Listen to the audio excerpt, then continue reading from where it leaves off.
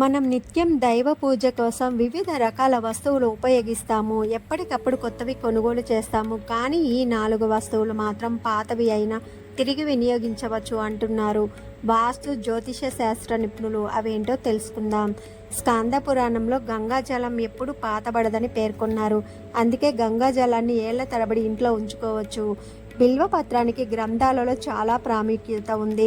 శివునికి ప్రీతికరమైన బిల్వపత్రం కూడా వాడినా శుద్ధి చేసి వినియోగించవచ్చు. బిల్వపత్రం లేని శివ పూజ అసంపూర్ణం. తులసి దళం శ్రీ మహావిష్ణువుకి అత్యంత ప్రీతికరమైన తులసి దళాన్ని కూడా శుద్ధి చేసి మళ్ళీ పూజ కోసం వినియోగించవచ్చు అట. తామర పువ్వులు కూడా ఒకసారి దైవ పూజకు వాడిన తర్వాత కరిగి మళ్ళీ అర్పించవచ్చు అని జ్యోతిష్య శాస్త్ర నిపుణులు చెప్తున్నారు. ఒకసారి తామర పువ్వులు అర్పించిన తర్వాత మరలా శుద్ధి చేసి 5 రోజులు పూజకు వాడవచ్చట. మత విశ్వాసాల ప్రకారం గంగాజలం, బిల్వపత్రం, తామర, తులసి దళాలు కూడా ఎప్పుడూ పాతబడవు.